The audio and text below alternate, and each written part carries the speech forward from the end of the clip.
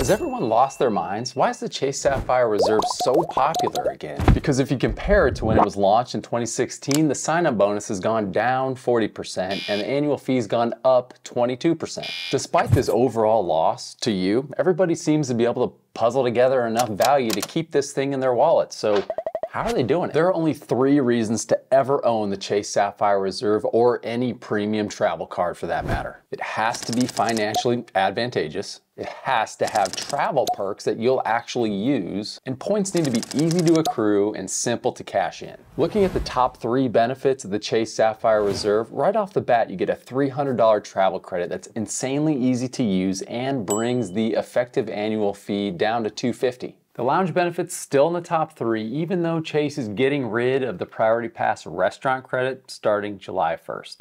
Super frustrating, and we'll just mentally file away that devaluation for later. Nonetheless, you'll be able to find a lounge at almost any airport. It makes layovers just that much more comfortable and saves you some money on food and drinks. And finally, the card's point system, it's dialed in. So at first glance seems super promising, but no card is without drawbacks. Let's see what happens when we roll up our sleeves and dig into the details. The name of the game here is points. You'll get 10 points for every dollar you spend on hotels and rental cars. You'll get 5x points on flights and 3x on all other travel and dining. Then 1 point per dollar on all other purchases. So these guys need to be booked through the Chase website for the big multipliers. And the 3x starts only after you've used the $300 travel credit that we're about to dig into in just a minute. So the sign-up bonus right now is 60,000 points. So you need to hit 4,000 in spending in the first 3 months to get that sign-up bonus. But what happens when we put an actual dollar amount on those 60,000 points? The points guy values those points at just over 2 cents per point, putting the value at about $1,230. I disagree.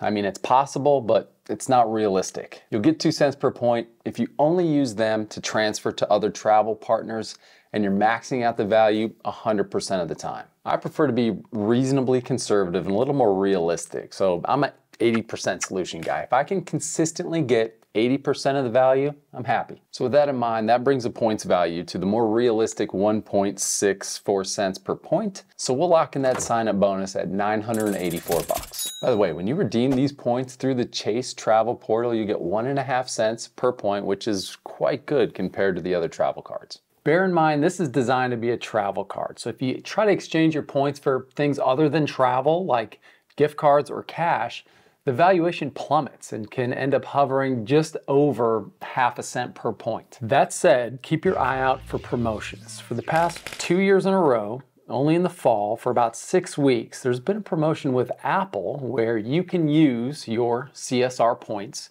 to buy Apple products through the Chase website at a rate of 1.5 cents per point. That's on par with cashing them in for travel. While we're here, we'll also factor in a year's worth of spending. So this should become your go-to card for just about everything, especially if you're trying to hit that 4,000 in spending in the first 3 months. So we'll say in 1 year, conservatively, that you hit 20,000 in spending over 12 months.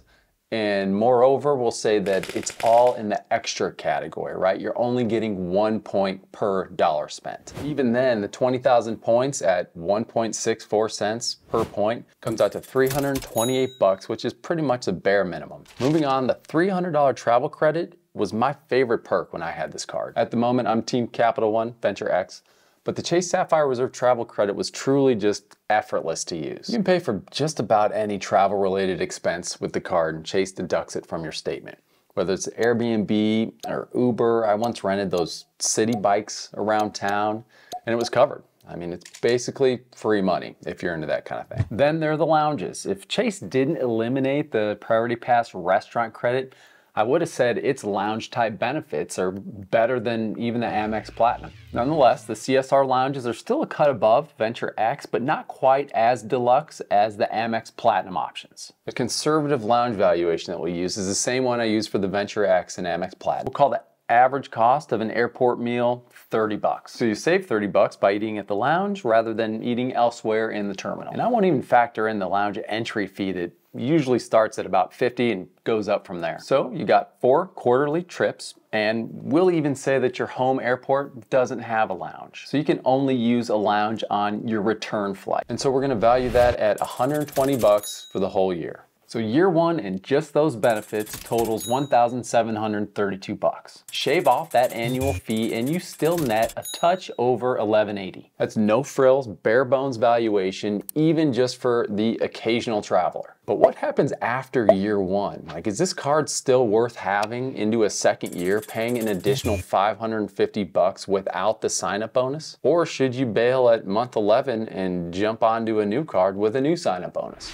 With all else equal, you'll still start the year out positive, up almost $200. And that's without any of the little add-on perks that I'm factoring in last, because you might not use any of them. Or you might be like, that's my jam, I use all these. So you get a $100 credit towards TSA pre or global entry. It also comes with these Peloton perks. There's a DoorDash Dash Pass benefit. You can opt in for the Lyft Pink All Access membership, valued around $200. And then there's some Instacart Plus bennies. Now, even trickier to put a valuation on, but potentially even more valuable, is all the little add-on insurance benefits. From trip cancellation to fraud, extended warranties, this card offers a bunch of different insurance options. I personally have never used any of these with any of my cards, but if that's your thing, it's great peace of mind. Now, most importantly, and if you fell asleep earlier in this video and you just woke up, one, welcome back. We definitely haven't been talking about you. And two, your timing's impeccable because you get the most value for your points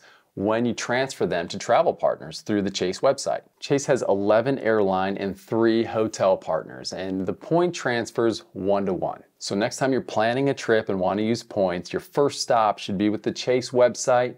Crunch those numbers to see if it's worth transferring the points. Sometimes it takes a few days for those points to register with the partner. This card also offers access to The Edit by Chase, formerly known as the Luxury Hotel and Resort Collection. And booking at these properties comes with some perks of its own.